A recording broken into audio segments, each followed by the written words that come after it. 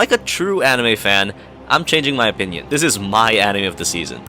Yeah, so I f***ing lied. Back at the start of this year, I made a video picking 5 of the best anime to watch in winter. 3 of them were hits. One was a miss, and the other was possibly one of the worst fumbles ever recorded in anime history. Not only was this anime bad, it was the 7th worst performing show in winter. It got an abysmal 6.27 on Mal, and the thing that blew my mind was that it was made by Studio Bones.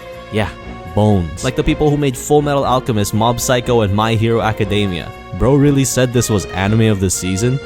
But how? How could I have made such a terrible take, and why did this anime flop so unbelievably hard? Well, to make sense of that, you need to know what the anime is about. Metallic Rouge kicks off on Mars, where humans and robots live together.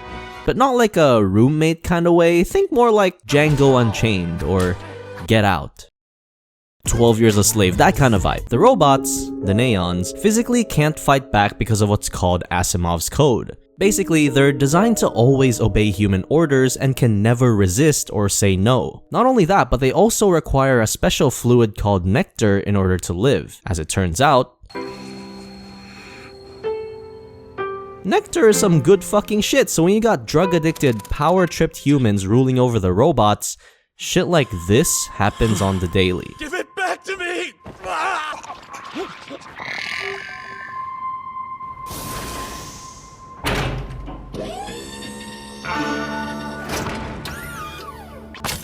Damn, that's messed up. Oh hey, cute girl. Meet Rouge. She's also a robot, but can somehow bypass Asimov's code, essentially giving her free will. And not just her. 9 other robots called the Immortal 9 can do the same thing, but they're not relatable like Rouge here. Rouge likes chocolate, and they want to do boring stuff like free the slaves and remove the code. So they need Rouge because all 10 of their life cores combined can be used to remove Asimov's code. That's pretty much the gist of it. In a vacuum, you can see why this anime would be interesting. I mean, you got a race conflict between humans and Neons, a moral dilemma that if you free them, they could start a civil war, and 9 evil robots hunting down our main character. It's pretty clear this anime has a really cool plot.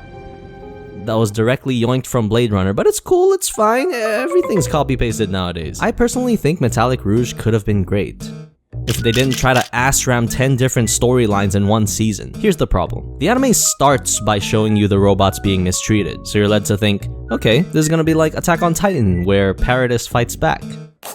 Correct me if I'm wrong, but I don't think slavery can be solved in 13 episodes. It's like if Thorfinn went on Keto's farm and just pulled weeds for a couple hours. It wouldn't make sense. So instead, the anime pivots and focuses on the Immortal 9, having them be the ambassadors for the robots. Okay, I can work with that. They've gone through tough shit. They can act freely, think for themselves. This could work. And they're fucking killing each other.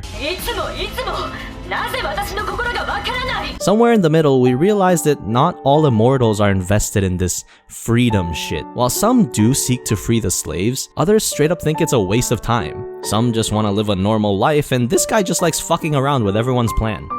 Bro, if I'm a Neon sweating my ass in Arizona digging rocks and shit, and you tell me these hooligans are my representation, it's over, bro. I'm cooked. I'm finished. Just take my nectar away. By making these guys straight up evil, or at best, morally ambiguous, it takes away the importance of saving the robots. I mean, if you don't give a shit about them, why should I? So the anime pivots. Again. This time they introduce Puppet Lord. This guy single-handedly destroyed any semblance of plot left in the anime, because this is when the show begins flip-flopping and shoving garbage plot twists up your nose. For example, in episode 7, we meet Is, who's part of the 9 and has split personalities. They tell Rouge that they just want to live a normal life, and that's why they're running from Jill, who wants to take their core away. Cool. You want a normal life, you're scared of Jill, you run away. So why are you on a floating spaceship fighting robot bitches 2 episodes later? This is 4K! They caught your ass in 4K! Yeah, Is, why? See, you don't even know. It's so frustrating because the characters just do things they say they're against, all because the story wants to go a certain direction. In episode 6, Joker admits to killing Rouge's dad in cold blood, the guy who also created the Immortal 9. So I guess they're siblings? Plot twist. He even did this while shapeshifting into Rouge's red suit to frame her. Dang, this guy seems like the real deal. He seems like a real threat. And then he proceeds to let Rouge and Naomi go several times throughout the series because they're interesting. Do you want some time to process that? Too late. The anime's already moved on and revealed 6 more plot twists. Remember Puppet Lord? Yeah, get ready for a massive reveal. Here it comes. It's actually Rouge's dad. Yep. Apparently, he implanted his brain in a HyperX gaming PC somewhere so that when the time comes for him to die, he can order one of his robots to kill him and transport his brain inside the robot. How? I don't know, but it's cool, right? Plot twist. But wait, I thought Joker killed him. He said so himself. Wrong. He actually manipulated their memories and simply made them think that that's what happened. How? I don't fucking know. It's a plot twist. Here's some more bullshit. Turns out this whole mess was planned by him from the very start. Everything from the Immortal 9 wanting freedom to taking Rouge's core. Why would you do something like that to your children? Because I'm evil. Someone please bleach my fucking eyes right now. You know, for how much I clown on this anime, I really wanted it to do well. Not because I was embarrassed for calling it anime of the season. A little bit, but because the idea is still really cool, and no amount of terrible writing is gonna change that. Now some of you might be thinking, oh Karu, you keep complaining. Go fill their shoes. You think you can do better? Fuck yeah, I can do better. Watch me cook. So first I would get rid of Puppet Lord entirely. Oh, and if you didn't know, in episode 5, he made a 1-to-1 copy of Rouge, but she was pretty much useless to the story and was just death fodder. So yeah, take her out too. Oh, there's also a war going on between 2 alien races and Naomi is like a general for one of them. Forgot to mention that. Yep, delete. So now we should be left with Rouge, the Immortal 9. We can keep Naomi for the gay bait, and Rouge's brother. She has a brother. Great. Now we set the scene. The Immortal 9 goes to war, sees the way Neons are treated by humans, so they want to free them by removing Asimov's code. But, oh no, if we do that, we might start a civil war. So not everyone's on board. Quick aside, I actually like this idea because if you think about it, if I was a robot capable of making my own decisions, bitch, I would not be risking my life to save others. I would be getting riches and fucking alien bitches. I do not care. It's almost cornier if all 9 collectively shared the same ethics and morals. You need to have some clashing ideas. For example, in episode 4, Rouge fights Phantom Verde, one of the 9 who spent his whole life in the gulags treating Neons from disease. But by spending more and more time with them, he realized that the road to freedom is harsh.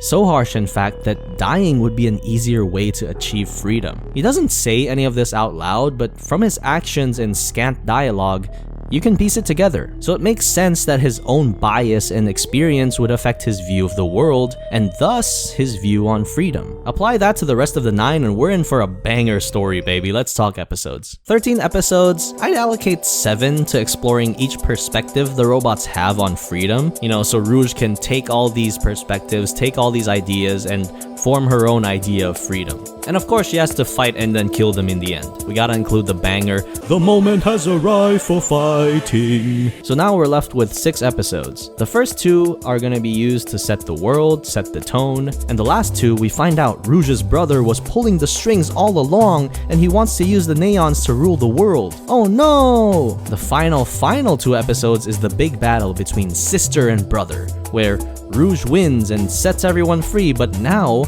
that the Neons are free, the future is a mystery. The end.